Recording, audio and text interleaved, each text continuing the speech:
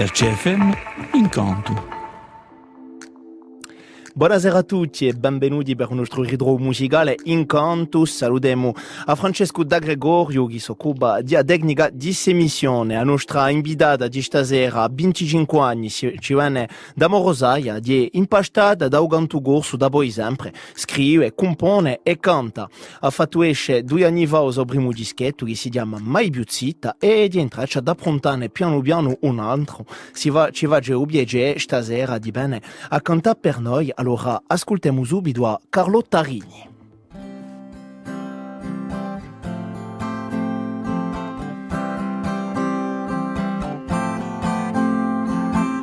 Un salerigio nasce là, monda isora di freschi, da lontano io e guvala, non tu hai case anche.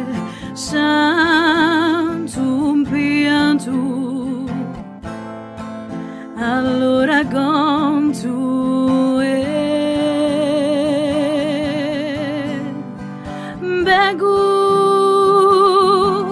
bego ai fiori, santo i soprofumi.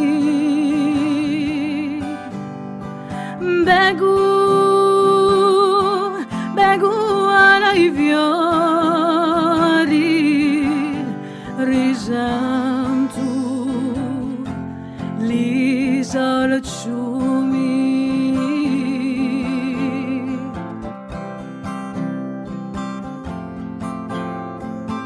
Oh, di un temporale nero è passato il suo paese. Un bego più, un nome allegro, pareno tutti offesi, lascio l'amaro, piglia chitarra e bego ai fiori. Santo li soprofumi,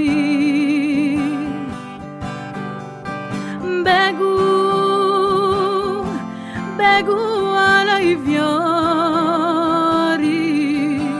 risento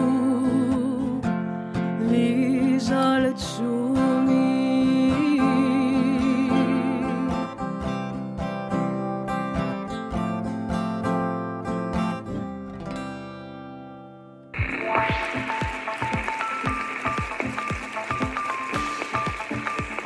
RCFM Incanto. Carlo Tarini, stasera con noi in RCFM. On va le laisser tranquillement s'installer. Carlo Tarini, buonasera. Buonasera. Alors, le chant, chez vous, c'est pas venu tout de suite, c'est quelque chose qui, on peut dire, vous avez grandi dedans, c'est quelque chose dans lequel vous avez grandi, ça a été votre terreau. Exactement, c'est-à-dire que j'ai fait ma première foire sur un comptoir à l'âge de 3 mois, entourée de padilles. Voilà.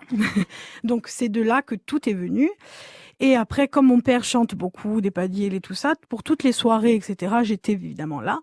Et je crois que c'est un peu ça je suis même sûre d'ailleurs que c'est ça qui m'a donné le goût de chanter, quoi. Alors, votre père, donc, qui est celui dans la famille qui pratique le chant et qui vous a laissé en quelque sorte, cet héritage. Oui, voilà, c'est ça, tout vient de mon père. Et d'ailleurs, quand il chantait, donc il fallait que personne ne parle, etc. Donc j'écoutais ça, même si moi, j'avais un peu de mal à chanter les padilles. C'est compliqué entre les hommes et les femmes. C'est pas toujours évident, mais bon, du coup, après, j'ai appris quelques chansons et je me suis mis un peu au milieu. Et petit à petit, c'est venu de suite, ça vous est venu facilement de chanter. On a l'impression que voilà, chez vous, ça a été quelque chose de vraiment très, très naturel. Alors, au tout début, oui. C'est-à-dire que jusqu'à 10 ans, je chantais vraiment tout le temps. Et puis après, il y a cette période d'adolescence où quand on nous dit vas-y chante, juste par contradiction, on dit non. Même si on aime ça, après on devient un peu la petite fille qui vient chanter sa chanson, qui se rassoit de suite. Mais bon, ça n'a pas duré longtemps. Après, ça m'est venu naturellement, quoi. Si può dire che in de voi o canto di veramente cultura popolare, vale a dire, on peut pas dire que vous avez vraiment d'influence générale de l'extérieur, c'est une éducation. C'est exactement ça, voilà. Bon, après, évidemment, j'écoutais aussi autre chose, hein, voilà. Y a pas de... Comme quoi, par exemple? Je chantais devant ma glace en écoutant par exemple les Mouvrignes, mais aussi Céline Dion, Pavarotti, donc bon, ça n'a rien à voir. Mais voilà, il y a vraiment des choses que j'ai découvert un peu plus tard aussi. Mais ça a vraiment été la padielle et en plus de ça même le chant polyphonique, puisque tous ceux du village chantaient des chansons, mais les réadaptaient à leur façon. Et d'ailleurs, souvent, je me disais, cette version, elle est mieux que l'original. Donc voilà, c'est vraiment, voilà, c'est un peu, il y a des choses un peu diverses, quoi. Alors, entre cette petite fille qui chantait avec son père et qui chantait dans les fêtes au village et cette femme qui aujourd'hui écrit des chansons, compose, a fait sortir un disque, il y a quand même beaucoup de travail et beaucoup de chemin. Qu'est-ce que c'est cette pièce du puzzle qui nous manque? Alors, en fait, je suis partie du village pour aller au lycée à Bastia. Donc bon, les gens ils s'imaginent que c'est rien du tout, mais pour moi ça a été vraiment la fin du monde. Quand je me disais non mais je peux pas rester ici, il y a beaucoup trop de monde, puisque dans le collège où j'étais il y avait 100 élèves en tout. Il y a trop de monde, je peux pas rester, l'ambiance me plaisait pas du tout. Et c'est là que j'ai commencé à écrire mes premières chansons. Donc au début c'était sur le village, et puis bon après ça s'est un peu élargi, mais ça vient vraiment du fait que je sois partie de chez moi, même si c'était pas si loin que ça. Ça a été un déracinement, quoi. Ben, pour moi, oui, en fait, c'est bizarre parce qu'en général, les gens qui disent ça, c'est ceux qui ont été sur le continent, qui sont partis à Paris, vraiment le choc total. Mais moi, Bastia m'avait donné cette impression-là. Carlo Tarini, on le rappelle, votre village Morosaille, auquel donc vous êtes très très attaché. Il y a ensuite un véritable travail qui a été effectué sur votre voix. Vous avez d'ailleurs eu une professeure de chant avec qui vous avez été très lié, avec qui vous êtes toujours très lié, c'est Sylvie George, il me semble. Oui, voilà. Alors Sylvie va pas du tout aimer qu'on l'appelle professeur, mais c'est pas grave, c'est le cas quand même malgré tout. Ben justement, c'est la personne, je pense, qui m'a aidé à franchir un peu ce cap de Bastia. Bon, après, évidemment, je me suis fait des amis, etc., donc c'est passé. Mais du coup, je suis rentrée dans la chorale d'enfants qu'elle avait à l'époque. Et elle nous donnait des petits cours parce qu'elle était au conservatoire, etc. Et du coup, ça fait maintenant 10 ans qu'on travaille sur ma voix.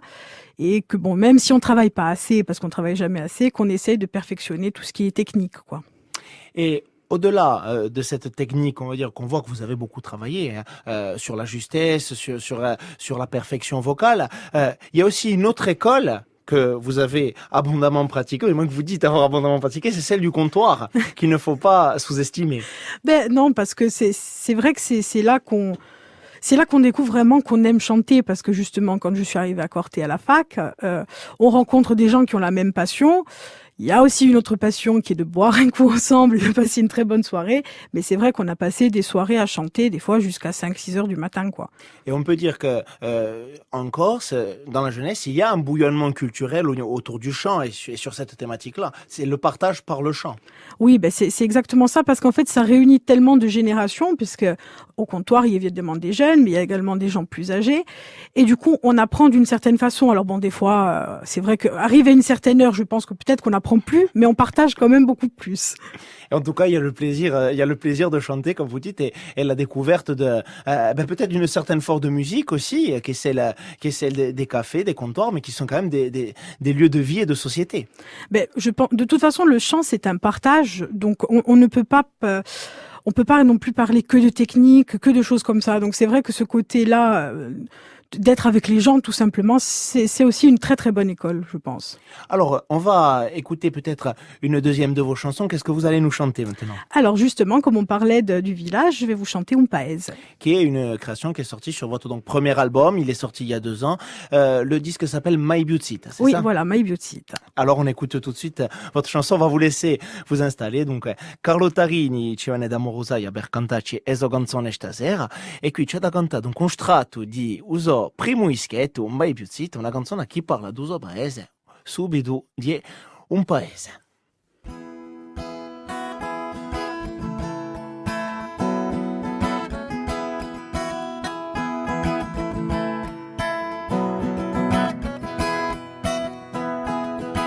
Appesa San Pedrone, quando va bride lo portone, sì, per un paese che ha perso gli amici,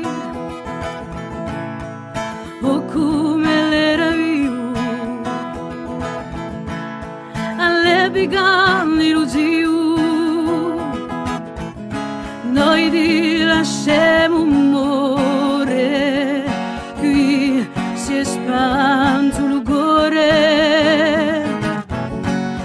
di li frutti li più belli, un fermano che burleci.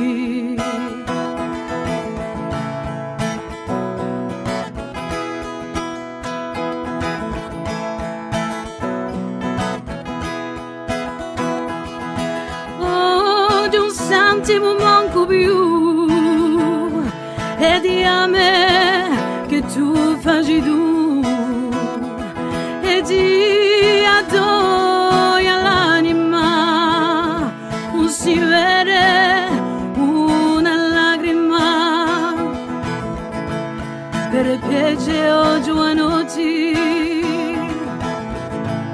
piantate gli strapotti,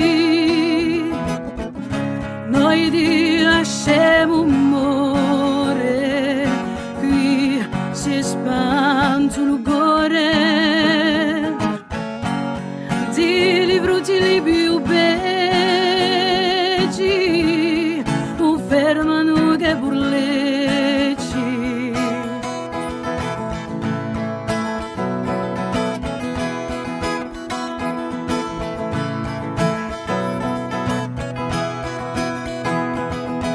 Ma comunque spergo torna di bere a casa paterna, io da di non t'affani durante anni e anni, ma spesso ampia allegrezza,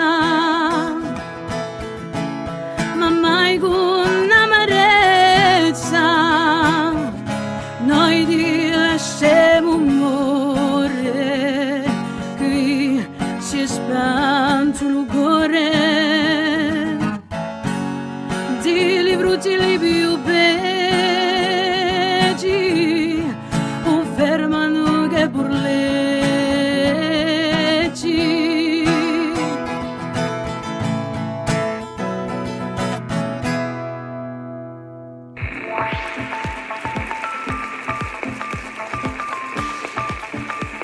RCFM Incanto. Carlo Tarini stasera l'invitata d'Incanto, ebbene di cantarci una canzone nanta uso paese. Allora parleremo più tardi di tutte le tematiche che sono abbordate in vostro dischetto, ma qui una volta di più si sente stare Igera in giro a vostro paese, che è dunque Morosaia, ma di no forse appena da dispero qui. O scopo qui non è mica di sempre la canzone di un paese o più bello, non è mica che di che oggi i nostri paesi sono entrati in mare, sappiamo tutti, ma cerchiamo sempre un colpevole. Di politica, ma penso che il primo colpevole siamo noi. C'è questo ideale che muore in noi a ogni colpo qu'on ci si mica d'une certaine manière. Alors, au-delà, donc, nous en étions quand vous étiez à Corté, vous avez parfait sur un double volet votre apprentissage du chant avec un côté très professionnel avec Sylvie Georges, et puis d'un autre côté, un côté un peu plus amateur, mais tout aussi instructif, qui est celui des cafés de Corté, de ce bouillonnement culturel dans le milieu étudiant. Et ensuite, à la fin de vos études, vous faites le choix donc de la professionnalisation. C'est quand même assez rare. C'est vrai que normalement, les gens se trouvent un boulot, peu importe lequel, ou je dirais une double passion, donc, ou l'enseignement. Mais moi, j'ai vraiment voulu essayer de voir ce que ça pouvait donner de ne faire que ça. Alors, c'est pas évident, c'est vrai. Mais c'est bon, un pari. Exactement. C'est un pari. Vous étiez très jeune quand vous vous êtes lancé. Et oui, puisque ça fait maintenant 5 ans. Oui. Que j'ai commencé à faire ça. Bon, on a mis du temps pour faire le CD entre-temps, mais ça fait 5 ans que que je ne fais que ça. Mais bon, ce n'est pas simplement les animations ou les concerts, c'est aussi les interventions dans les écoles ou voilà, ce genre de les interventions dans les maisons de retraite. Donc c'est vraiment tout ce qui peut avoir ne serait-ce qu'un minimum de lien avec la musique et le chant. Alors, les jeunes qui sont aujourd'hui passionnés de chant, qui ont peut-être 17, 18 ans, est-ce que vous leur conseillerez justement de tenter le coup, d'essayer d'en vivre et de faire que ça? Alors, je pense qu'il faut quand même avoir ses parents derrière, parce que moi, j'ai la chance d'avoir des parents qui peuvent m'aider, parce que sinon, ça demeure quand même compliqué quand on commence, quoi. Mais c'est comme toute entreprise. Je pense que n'importe quel chef d'entreprise, quand il a commencé, à moins d'avoir un bras financier avec lui dès le début, on se heurte à beaucoup de difficultés, et c'est surtout financier, quoi. Mais sinon, oui, ça vaut le coup, évidemment, mais il faut quand même avoir du soutien. Alors, pour vos chansons, vous vous êtes, entre guillemets, donné les moyens de leur donner un audimat en réalisant assez rapidement un disque qui est venu quasiment de suite. Alors, il y a eu peut-être aussi, dans votre construction de chanteuse, ce passage en studio. Ça doit être un moment assez particulier. Alors, ce qui est encore plus marrant, je dirais, c'est qu'à la base, moi, les chansons que j'écrivais, à l'époque où j'étais avec Sylvie, je voulais pas les chanter. Je disais non, faut que ce soit quelqu'un d'autre qui les chante. Et puis Sylvie m'a dit non, c'est toi qui les as écrits, voilà, il faut que ce soit toi qui les chante. Et c'est un peu elle qui m'a poussée à faire ce chemin-là, même si je pense qu'inconsciemment, c'était quand même en moi de vouloir faire un CD, etc. Peut-être pas avec mes chansons. Mais bon, du coup, on a franchi ce cap-là. Et bon, là, on se heurte vraiment au travail vraiment professionnel, puisque il faut avoir des jours où on monte travailler. C'est difficile d'entendre sa voix.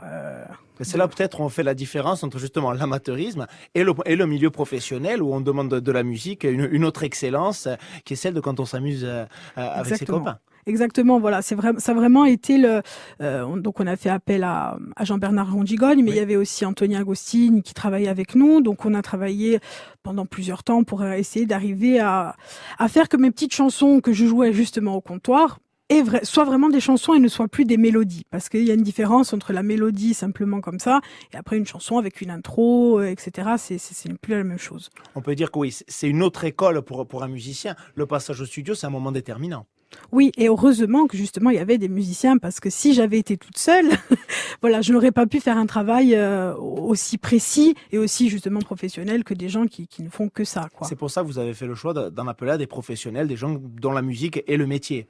Exactement. En plus, j'avais déjà travaillé avec Jean-Bernard. Bon, je dis travailler, mais c'était pas vraiment du travail, parce que j'étais avec Cordy Roustine où on a enregistré nos CD là-haut. Mais bon, voilà, c'était vraiment à l'époque que pour m'amuser. Donc même si j'étais déjà allée en studio, j'avais pas la même pression sur mes épaules, parce que là après c'était moi qui étais devant et c'était plus le groupe, plus moi, quoi. Allora, per sto primo dischetto c'è una scelta che avete fatto Carlo Tarini. Non ti stuisco mai più zitta, ti dava il vostro nome in da creazione, non tutte le canzoni, o manco o per la musica o per lo scritto. Yeah. E mi va questa scelta qui, allora io penso che ce la fa a penuncia altrimenti, ma direi giusto io un primo dischetto. Se ne faccio uno, almeno. Ci sarà un nome non. No, e poi c'è sta volontà dunque di essere auteur, compositeur, interprète, come lo si dice. Exactement, voilà, c'est vrai que on voulait vraiment montrer ce côté. Le premier disque, en fait, c'est un peu une présentation, donc voilà, dire ce que je pouvais faire. Maintenant, aujourd'hui, je vais faire peut-être appel à d'autres personnes, etc. Mais en tout cas, bon, je ne regrette pas du tout le choix qu'on a fait pour le premier album. C'était vraiment pour dire, voilà, c'est moi et c'est ce que je peux faire pour le moment. Alors, au niveau des thématiques que vous abordez, elles sont très variées. Il y a la thématique, donc, on l'a dit, des villages qui se meurent. C'è la lingua corsa. Et puis, il y a également des thématiques beaucoup plus larges qui touchent à des sujets de l'humanité. Oui, voilà. C'est-à-dire que ça a été justement la période comptoir faisait qu'on rentrait très tard, et souvent quand on rentrait, ou très tôt, ça dépend, je tombais sur des documentaires, donc je regardais ces documentaires.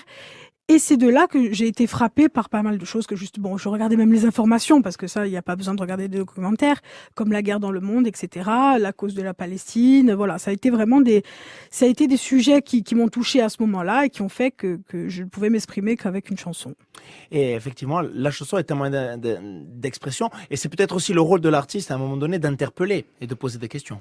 Ben, en tout cas, voilà, je pense que c'est important parce qu'à un moment donné, il faut dire les choses, et puis comme on a un peu une visibilité, bon, après, selon l'échelle évidemment, si on est très connu ou pas du tout, mais enfin quoi qu'il en soit, on a une visibilité.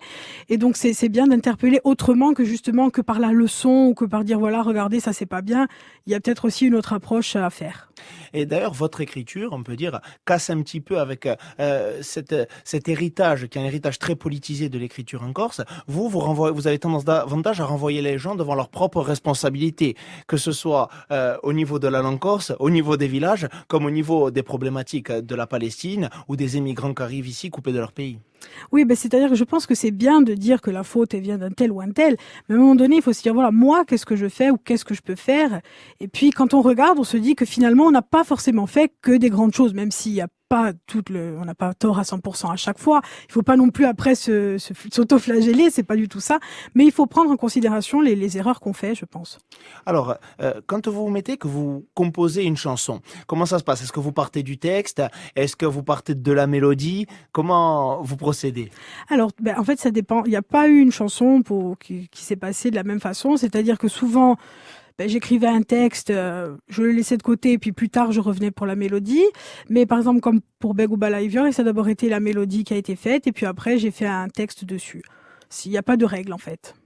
Il y a également un outil aujourd'hui pour les jeunes chanteurs dont vous faites partie, ce sont les réseaux sociaux. Et dernièrement, vous les avez utilisés abondamment. Carlotta Rigne avait notamment une plateforme de chant qui est Smule et qui permet de vous exprimer, peut-être d'avoir un auditoire un peu plus large. Oui, alors bon, les réseaux sociaux, voilà, ça peut être autant très positif que très négatif, on le sait. Mais c'est vrai qu'il y a certains outils aujourd'hui qui nous sont proposés. Et justement, voilà, Smule est un moyen de chanter un peu autre chose sans pour autant dénigrer ce qu'on est, ce qu'on fait. C'est pas du tout pour ça. Mais ça nous permet justement, voilà, il y a des artistes qui sont partenaires et qui offrent leurs chansons. Donc ça nous permet de pouvoir apprendre autre chose.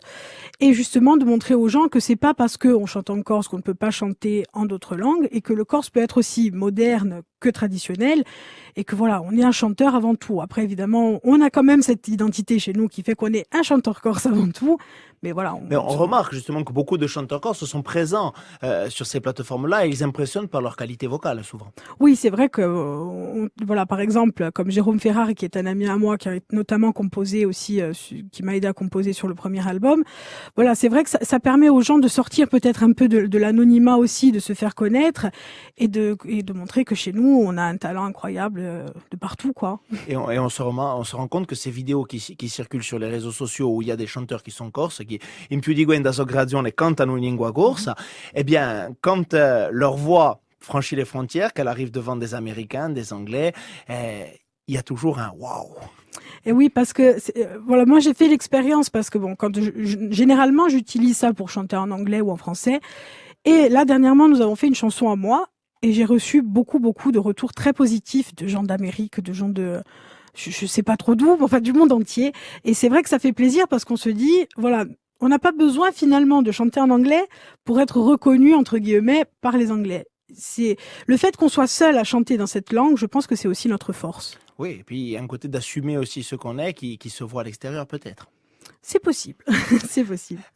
Une autre dimension du monde moderne, au-delà des réseaux sociaux, en particulier en Corse, on peut dire que les femmes se sont mises à chanter en Corse peut-être un peu plus qu'avant, ou qu'elles ont peut-être repris leur place dans l'histoire de la musique. Alors moi, je dois être l'une des seules personnes à ne pas penser justement que les femmes avant, elles étaient ne pouvaient pas chanter, elles étaient bon. C'est vrai qu'il y avait une représentation un peu plus masculine. On parle notamment sur la scène, mais il n'y avait pas non plus 1 milliard de chanteurs corses, je dirais solistes qui chantaient. Donc, mais bon. Alors disons qu'il y a quand même aujourd'hui beaucoup de femmes qui chantent seules, voilà. Et c'est vrai que, alors je sais pas si c'est parce qu'on se dit à un moment donné il faut y aller, ou si c'est juste l'évolution naturelle. En tout cas, de manière naturelle, il y a une nouvelle scène féminine corse avec Francine Massiane, avec Diana Saligedi, avec Doria Housset et avec vous, Carlotta Rigne. Et c'est, on peut dire d'une certaine manière, presque une revanche du féminisme en Corse. C'est possible. C'est vrai que moi j'ai jamais senti ça parce que à chaque fois que je chantais, justement, je n'étais qu'avec des hommes. Donc ça ne m'a j'ai jamais senti en fait une pression en disant voilà, les femmes ne chantent pas. Alors je sais pas pourquoi elles n'ont pas chanté avant. Il y a sûrement les raisons, mais c'est vrai qu'aujourd'hui il y a quand même un peu ce girl power. Elles ont chanté, mais elles ont peut-être une présence qui est un peu plus représentative aujourd'hui. C'est ça. Je pense que le côté vraiment En fait, elles ont changé également par rapport à la société, puisque avant, on les voyait moins, puisque de fait, elles travaillaient pas, elles étaient plus dans les maisons, etc. Et aujourd'hui, la femme travaille en dehors de sa maison, je veux dire. Et donc, du coup, le fait de s'approprier un autre territoire, on chante, et on fait comme tout le monde, avec, tout simplement. Dans les années 70, justement, on peut dire des précurseurs de ce genre, avec Patrizia Gattagiega, Eduye Badrizzi, Anna Rocchi e Podastre, che hanno aperto la strada. Allora, Carlotta Rini, ci avete forse da contare un'altra canzone? Yeah, Allora, qual è essa? Cinema al mondo. Cinema al mondo. E a tematica di sta canzone chi è? Allora, giustamente parlavamo un anno di guerra del mondo, di non sta da tematica gusti. Allora, Carlotta Rini stasera bene a cantare per noi in RCFM e mutare droit con un altro titolo di uso primo ischetto mai più zitta, a canzone Cinema al mondo con Carlotta Rini. T'hanno mandato verso paese per fare così tanto tu hai trovato un popolo offeso mertoriato verso lo deserto una vera contra miseria seria quella faraccia seria si ne va al mondo di un gira più tondo si ne va a pace avere una va si ne va al mondo di un gira più tondo si ne va a pace avere una va.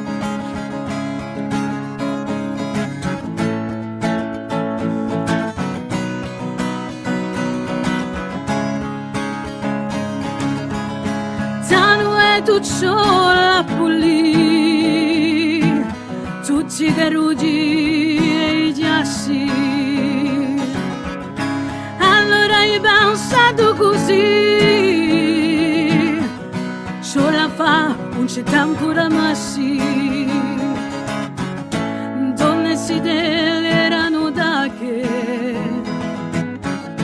negre ruzzare di anche si ne va un mondo oggi non gira più tondo si ne va a pace avere una va si ne va un mondo di un gira più tondo si ne va a pace avere una va si ne va un mondo di un gira più tondo si ne va a pace avere una va.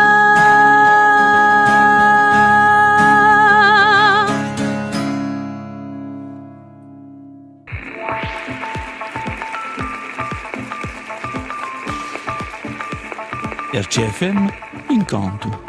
Carlotta Rini stasera l'invitata d'Incanto. Allora Carlotta Rini qui aveva tu esce 2 anni fa un primo ischetto ma è più zitta, ci n'è un altro che sa facca? E allora si traccia di preparare a Penuncia su secondo disco, déjà 2 ans, j'ai envie de dire. Oui. Mais bon, c'est vrai que on se heurte aussi aux problèmes financiers parce que ça coûte beaucoup d'argent de faire un CD. Mais bon, là, on est vraiment dans la conception de nouvelles chansons et il y aura beaucoup d'éléments extérieurs qui vont venir s'ajouter. Il n'y aura plus Carlotta Rini sur toutes les chansons, dans toutes les parties, je dirais. Mais bon, je reste quand même là, quoi. Alors, au niveau des thématiques, est-ce qu'on va avoir peut-être la variété, l'ouverture qu'il y a eu sur le premier disque? Est-ce que peut-être quelques tuyaux, sur ce qui va arriver? Je pense que c'est un peu plus personnel. Je me mets un peu plus à parler peut-être un peu plus de moi, mais aussi à parler... là, c'était vraiment tourné sur le monde, sur ce qui se passait dans le monde et aussi par rapport à nous. Là, peut-être ce sera un peu plus des sujets universels, je dirais, que tout le monde peut un peu ressentir à un moment donné dans sa vie. Sempre in lingua corsa? Sempre in lingua corsa. Oddio, non è sempre, si può dire, umilitantissimo di canto in corso. Penso che on è manco un affare, un rifletto manco di così, fa geberte in me. En tout cas, Carlotta Rini, è stato un piacere d'accogliervi dans RCFM per Incanto et puis on va se retrouver sûrement très bientôt per sto secondo ischetto e per parlare d'or dans RCFM. Eh ben j'espère et merci à vous tous. Buonasera. Buonasera.